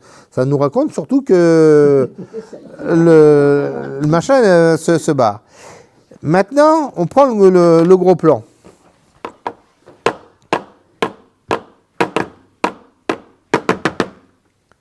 Là, vous avez entendu le tic-tic-tic. Donc, ça, il faut penser, quand vous racontez une histoire, qu'il y ait cette espèce de variation pour que les gens qui suivent aient les moments forts et les moments faibles. Moments forts, moments faibles. Et généralement, dans les moments forts, ben c'est plutôt les choses qui vous touchent le plus intimement, le plus fortement. Ça peut être des choses où vous avez envie de faire passer quelque chose. Alors ça, c'est le premier truc. Mais la vraie truc, c'est plutôt comme ça, paf, comme ça, paf, comme ça, paf. Si vous arrivez avec ces montagnes-là, on va dire, vous racontez quelque chose de bien. Le truc peut être inversé, hein, c'est-à-dire vous pouvez commencer comme ça, comme ça, comme ça, comme ça, comme ça. Hein. Mais là, les gens vont dire, bah, il ne se passe plus grand-chose. Hein. Disons que si vous faites plutôt ça, ça, ça, ça, et ça, alors là... Donc, pour raconter une histoire, toujours essayer de suivre ce diagramme. Hein, et ça peut être une histoire, mais ça peut être aussi juste une suite. C'est-à-dire, par exemple, si vous désirez ne pas raconter une histoire, mais épater les gens, par exemple, le premier, ça peut être une superbe aquarelle, pourquoi pas quelque chose que vous avez découpé sur un beau papier, et puis le reste, bon, bah, des trucs un peu plus aléatoires. Et puis alors, le final, 2, 3, 4 aquarelles de suite, et pour là, en foutre plein la vue, et ça va vous offrir un un bouquin qui va être génial. Alors vous avez entendu, j'ai dit le mot bouquin. Parce qu'effectivement, on peut réfléchir en termes de simple carnet, comme celui-ci, c'est-à-dire, bon, on fait quelques aquarelles, blablabla, et puis c'est super sympathique. On peut réfléchir aussi en termes de livres. On peut réfléchir en termes de série. Parce que ce qui marche pour un livre, ça peut être aussi une série. Ça peut être une série de tableaux où vous faites un premier truc, deuxième truc, et un truc, là, tout de suite, beaucoup plus imposant. Pourquoi pas? Il faut juste que tout soit bien réfléchi et que vous alliez toujours à l'essentiel des choses, que rien ne soit gratuit, et vous allez voir, vous allez pouvoir passer vos messages, passer ce que vous essayez de faire passer, que ça soit simple ou compliqué, évidemment, comme message. Au niveau du montage, justement, donc vous pouvez faire des aquarelles sur votre papier d'aquarelle, pourquoi pas, sans que ça soit sur un carnet, et ensuite les scanner. Alors, je ne vous rappelle pas, il y a une autre vidéo, je vous donne l'adresse là, hein, 300 dpi minimum et maximum, parce que 600 dpi, vous n'en avez pas besoin, 300 dpi, et puis vous enregistrez en TIFF ou en TIFF pour ceux qui ont des Mac, et surtout, vous faites très attention à quelque chose, c'est votre écran. Il faut savoir que, à moins que vous ayez un écran calibré, les couleurs que vous scannez et les couleurs qui vont être au final, ce sera le jour et la nuit. Sans compter que par-dessus, vous allez passer de RVB. Alors RVB, c'est le format écran, on va dire, à CMJN, qui est le format impression. Qui va me dire c'est quoi le CMJN? Centre mondial de la jeunesse. Alors, c'est pas Centre mondial de la jeunesse et puis t'as oublié le N, c'est cyan, magenta, jaune, noir. C'est les 4 couleurs de base, plus le blanc du papier, pour éditer un bouquin. Et qu'est-ce qui va se passer? Vous allez me dire, vous voyez, je vais vous montrer juste quelque chose. Regardez cette belle couleur qui est du turquoise, qui est du cobalt, comme on dit. Ah, cette couleur, elle est magnifique. Vous voyez, elle est, mais d'une beauté, mais infinie, quand vous la voyez, quand vous l'avez là, quand vous la voyez peut-être sur votre écran. Mais alors, une fois imprimée, ça vous donne à peu près quelque chose comme ça. Voilà. Et vous en avez plein des couleurs comme ça. Ouais. Les ocres ont beaucoup de mal à passer, certaines ocres. Vous avez certains bleus qui ont énormément de mal à passer. Par exemple, des bleus indigo qui sont de temps en temps grisâtres, on ne sait pas trop quoi, etc. Vous avez plus rarement des oranges qui sont bof aussi de temps en temps, mais ça c'est déjà un peu plus rare. C'est une chose auquel il faut penser parce que si par exemple, et là on pense tous à quelqu'un dans le groupe, si vous êtes par exemple à Tahiti, on n'y pense pas. On n'y pense pas. Alors, si vous êtes à Tahiti, vous me faites une super plage comme ça, avec le lagon et tout. Ah une fois que ça va être imprimé, ça sera plutôt un truc, allez, j'exagère, mais un peu comme ça. Voilà. Et évidemment, vos beaux souvenirs, vous les avez qu'en tête. Est-ce qu'on peut arranger ça? C'est difficile. Je ne dis pas que c'est impossible, mais là, il faut être, professionnel. Hein, soyons clairs. Et même professionnel, c'est très difficile d'arranger ça. C'est très, très, très difficile. Donc, Pensez-y. Donc pour ça, il faut enregistrer, faut faire sur le vide, c'est ça, c'est ce que tu as dit là? Bah, après les formatifs et vous avez le formatif, mais il y en a beaucoup qui enregistrent en JPEG, JPG ou JPEG. Bah, le problème, c'est que ça écrase.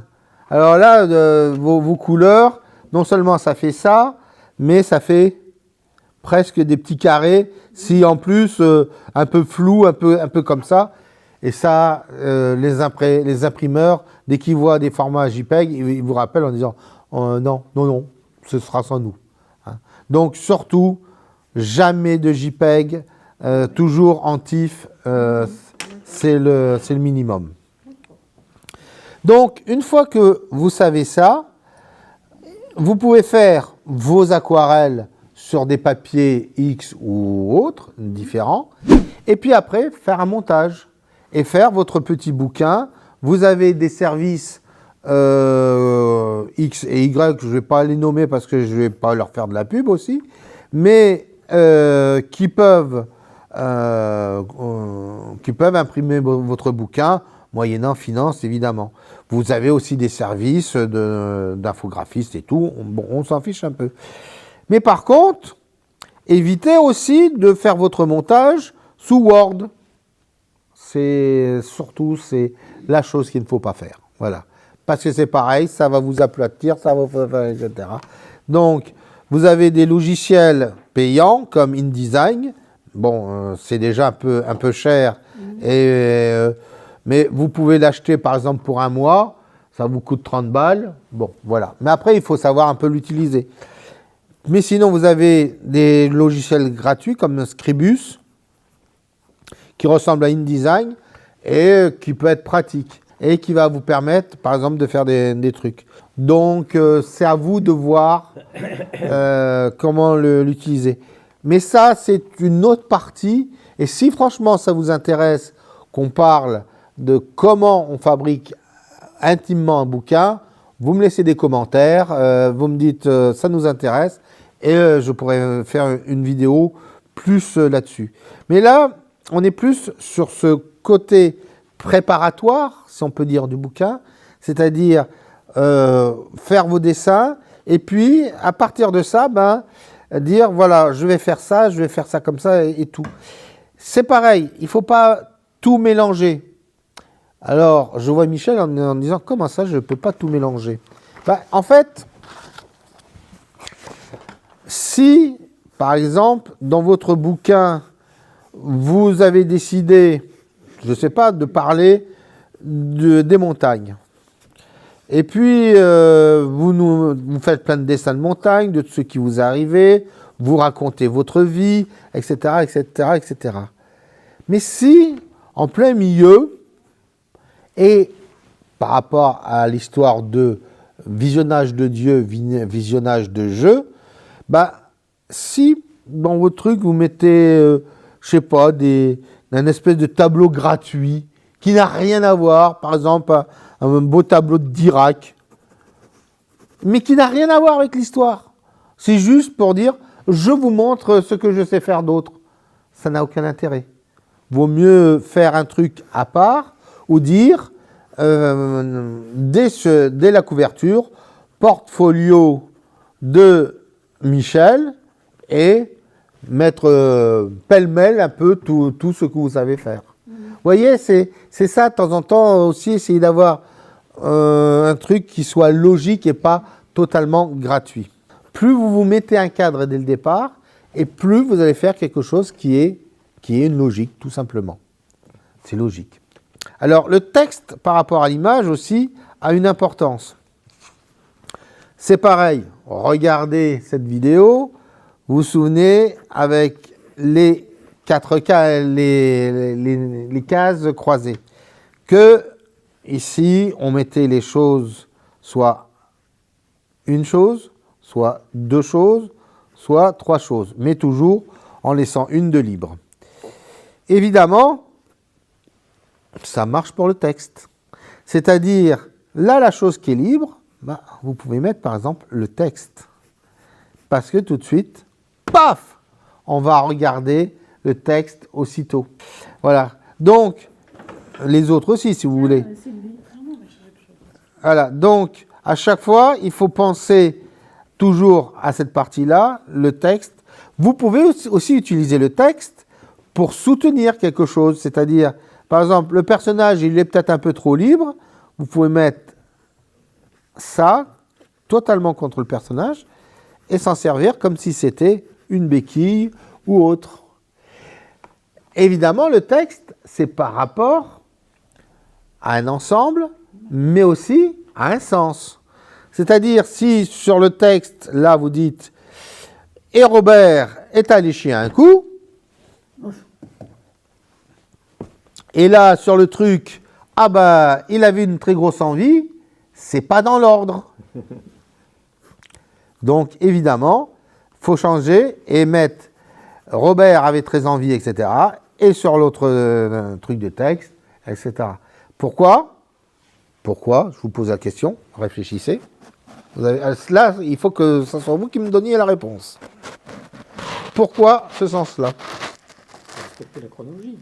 Non, il y a la chronologie, mais il y a une autre raison.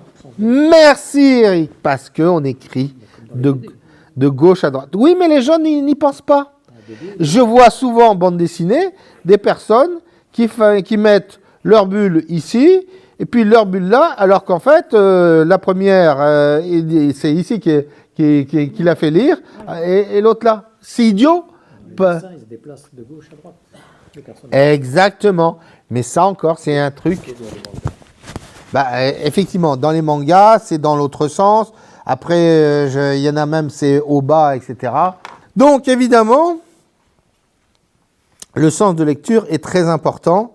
Et évidemment, tes cases ou tes bulles, hein, pourquoi pas aussi, peut être là dans le sens de lecture, c'est-à-dire 1, 2, 3, 4, 5, 6, 7, 8, 9, 10, 11, 12, etc. Voilà. Parce que ça suit, évidemment, le sens de lecture. Par contre, si vous me mettez le numéro 2 ici et le 4 là, c'est plus compliqué. Ça va pas trop. Il y en a encore qui font des choses un peu comme ça. Mais encore, ça, c'est pas très important. C'est pareil, au niveau de l'écriture, il vaut mieux jouer justement au niveau du montage, c'est-à-dire sur votre page. Et Michel, tu disais, j'ai jamais suffisamment de place. Dans votre tête, ou si votre tête n'est pas assez forte, tout de suite, avant de dessiner, vous tracez un cadre intérieur. Même léger, c'est pas grave. Vous pourrez l'effacer ensuite et savoir que vous ne pourrez peindre que dans ce truc intérieur. Mais vous pouvez utiliser aussi ce bloc. Alors, moi je dis bloc, mais vous allez comprendre pourquoi. Vous pouvez utiliser ce bloc et réfléchir votre page en bloc. Regardez bien. Par exemple, vous savez donc que ça, c'est coupé en 3 parties. Bon. Vous pouvez prendre ce bloc-là, par exemple, pour de l'écriture. Parce que vous avez beaucoup de choses à dire. Puis, pourquoi pas utiliser ce bloc-là pour mettre, je ne sais pas, on va dire, le portrait de Robert. Putain, Robert, on n'entendra que parler que de lui. Hein. Voilà. Et puis, à partir de là, vous pouvez dire, ah bah tiens, je vais prendre ce bloc-là pour dire que Robert, il a léché un coup. Mais vous pouvez utiliser tout le reste, et vous dites, voilà, dans cette partie-là, je vais dessiner Robert en train de courir, tacatlop, tacatlop, tacatlop, jusqu'aux toilettes du coin, tacatlop, tacatlop, tacatlop, et pourquoi pas le faire assis sur son trône, genre Game of Thrones, et il est content, avec un gros « Ah ». C'est très bande dessinée. Là, c'est très bande dessinée. Mais c'est ce que j'essaye de vous expliquer. En prenant les blocs tels qu'ils sont, vous pouvez aussi raconter quelque chose, une petite anecdote, un petit quelque chose.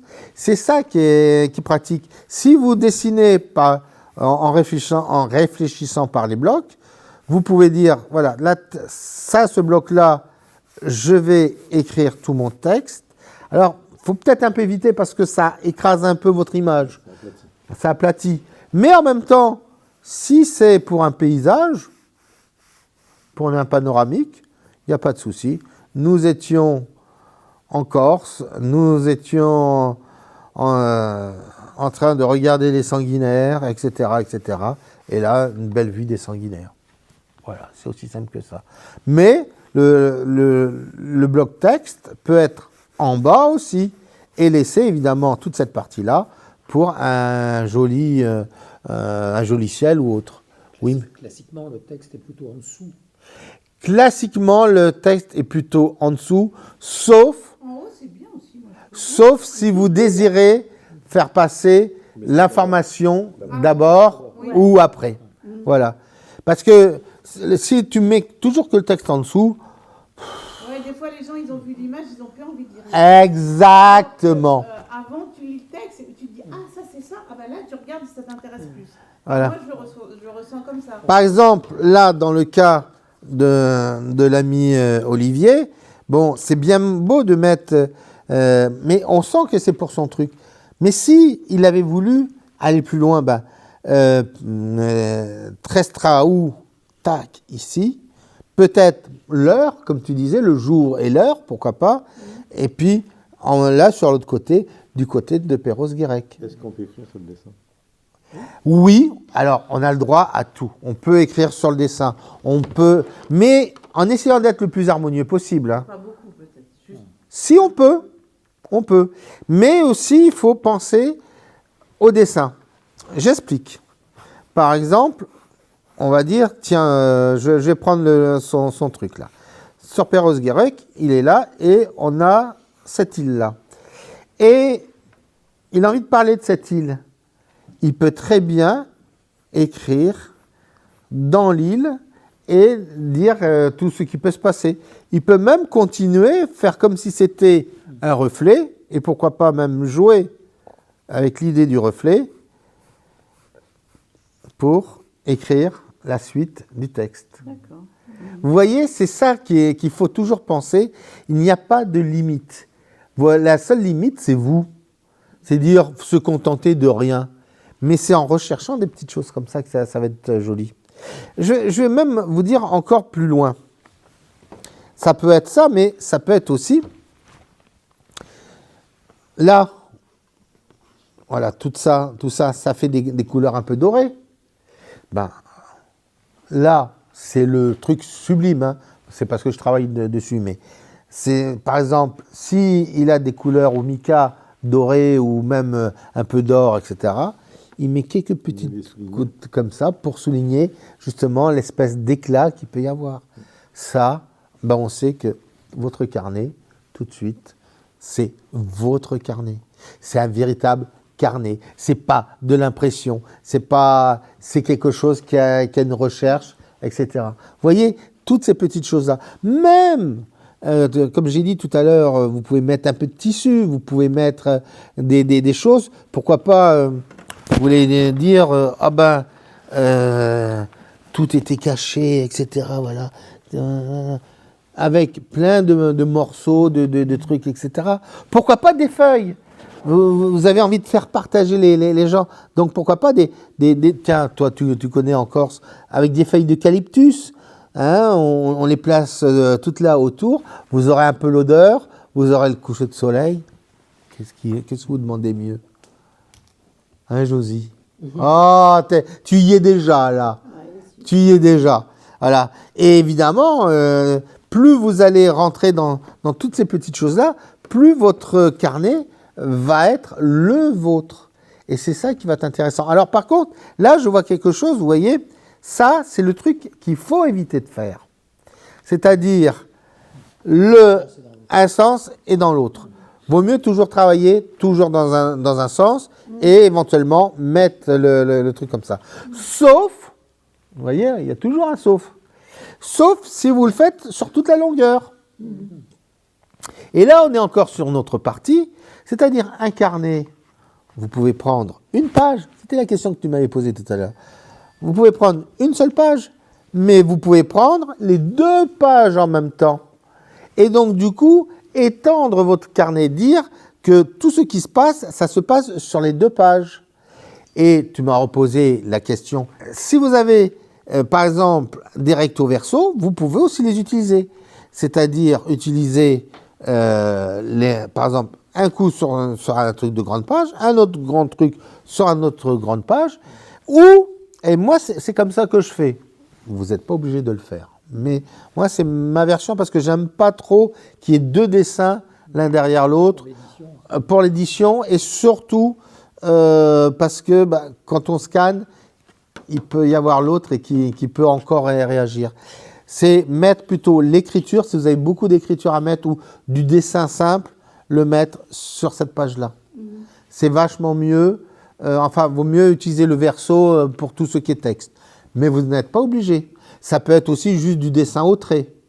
Pourquoi ? Parce que ce sera plus facile éventuellement à scanner, etc., etc., etc., etc., etc. Alors, est-ce qu'il faut... J'ai jamais dit qu'il faut scénariser. Vaut mieux avoir un projet.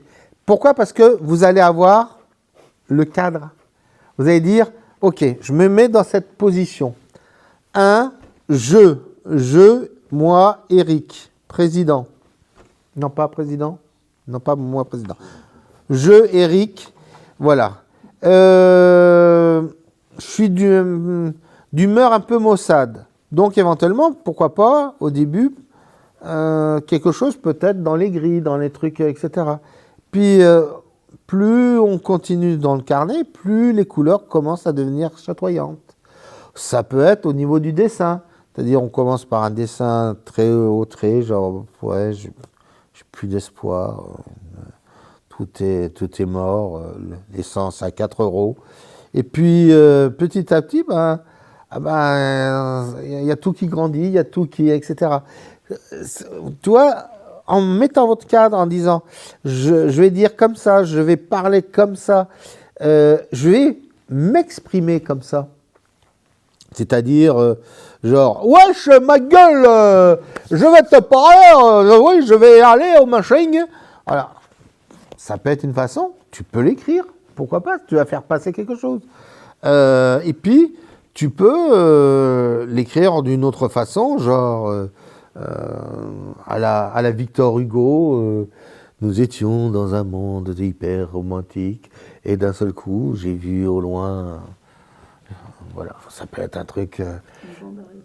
Une fois que tu cadres comme ça, et je vous donne juste un petit truc de pro, moi, je le mets ici, c'est-à-dire juste sur la couverture cartonnée, mais juste au crayon, genre, c'est qui parle, c'est j'essaye de... C'est quoi le lieu, c'est quoi le machin, etc. Je veux que ça soit comme ça, comme ça, comme ça. Et comme ça, et puis à la fin, vous effacez et vous savez où est-ce que vous allez. Au départ, c'est comme ça. Après, quand vous aurez l'habitude, vous saurez exactement comment faire et comment interpréter vos trucs. Un parti pris par rapport au projet. Tout le temps. Impose aussi un choix de couleur. Oui. Oui. À l'avance. Ça vaut mieux. Ambiance. Pour avoir l'ambiance et surtout pour avoir un truc et que là, seuls les artistes peuvent comprendre. Le style. Ah oui, ça, c'est pas permis à tout le monde. Tu dis, je vais faire mon carnet dans les tons de marron, tu restes sur tout le carnet dans les tons marron. Éventuellement, oui. Sauf si à un moment donné, Tu veux mettre l'accent sur quelque chose. tu veux mettre l'accent sur quelque chose. Alors là, j'ai fait plein de... Tu regarderas toutes mes autres vidéos, mais vous pouvez utiliser des couleurs complémentaires pour créer un style. Vous pouvez choisir 1, 2, 3 couleurs.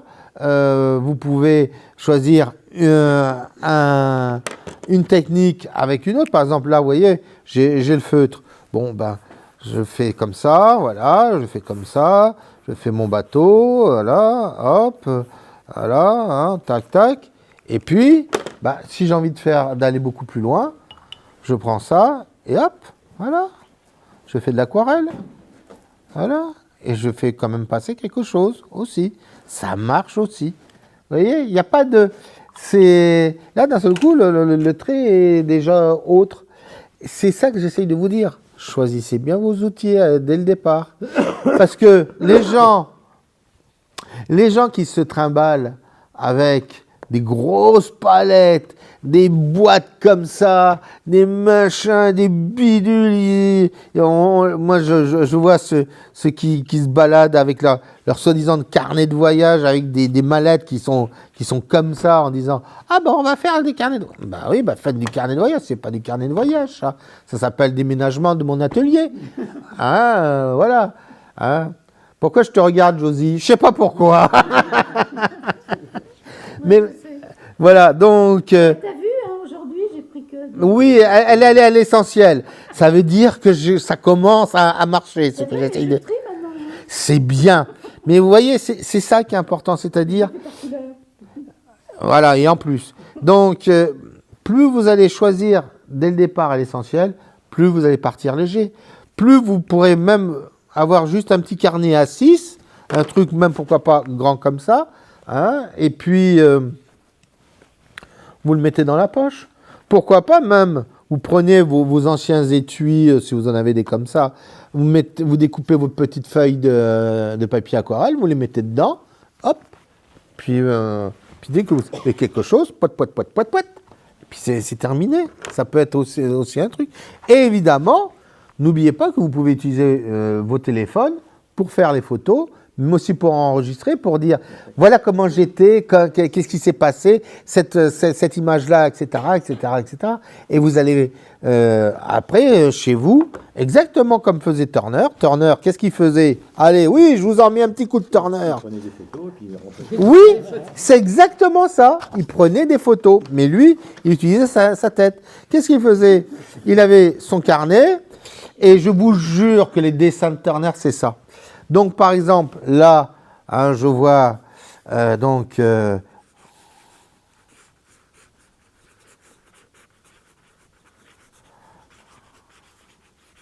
voilà. Ça, c'était son petit dessin. Et vous allez dire, c'est du gribouillis à main nue. Sauf que dans sa tête, lui, il a juste repéré, il savait à peu près ce qu'il avait à faire. Et donc... une fois rentré chez lui, parce que vu qu'il n'avait pas Netflix ou la télé, il savait que ça voulait dire que là, s'il y avait une voiture qui était là, qu'il y avait une autre voiture qui était comme ça, il se souvient de tout. Il se souvient que l'arbre était là, mais vu que ça commence dans le coin, ça fait une aurore, donc on va le grossir un peu comme ça, que là, il y avait un autre arbre, et que là, il y avait le rebord. Voilà. Mémoire photographique. Mémoire photographique. Et puis, comme en plus, comme toujours, il n'a pas toutes les chaînes du câble, il faisait ses couleurs, puis il disait, oui, les couleurs étaient comme ça, mais il arrivait aussi peut-être à se souvenir de toutes les couleurs, et je t'en passe, c'est les meilleurs. Et il faisait son petit machin, et c'est pour ça que quand vous voyez les aquarelles de Turner, elles sont magnifiques. Et ben voilà, parce que tout est passé par son cerveau, et il a fait son petit truc. Et je vous jure que c'était comme ça. Et surtout qu'il n'en faisait pas une, mais il en faisait 3 en même temps. Pendant qu'une était en train de sécher, il était sur une autre. Puis pendant que l'autre séchait, il était sur la 3e. Et comme l'autre était enfin sèche, il reprenait, et ainsi de suite. Ah ben oui. Tu disais, Michel, répète. Quand tu arrives au dernier jour et à la dernière page de ton carnet, est-ce qu'il y a une façon de conclure? Est-ce que tu as des conseils pour conclure? Le problème, c'est dans... Alors, la façon de Sylvie de mettre fin, oui, pourquoi pas. Mais moi, je vais te donner mon conseil à moi. C'est-à-dire, quand tu sais que tu arrives à l'avant-dernière page, c'est-à-dire à peu près 3 ou 4 pages avant, tu dis, voilà, là je sais que je vais finir, donc il faut déjà que j'annonce la fin. Et c'est là que tu peux, petit à petit, descendre toute l'atmosphère que tu as voulu partir. Mais tu peux aller jusqu'au bout et puis dire au suivant, carnet suivant. Je vous donne rendez-vous au carnet numéro 2, au carnet numéro 3, etc. Voilà. Bon, bah écoutez mes loulous, je crois que vous en avez suffisamment dans la tête. Si vous avez aimé cette vidéo, n'oubliez pas, vous likez, etc. Vous mettez des commentaires. Si vous avez des questions supplémentaires, vous commentez. Et on se donne rendez-vous pour une prochaine vidéo. Allez, au revoir les loulous.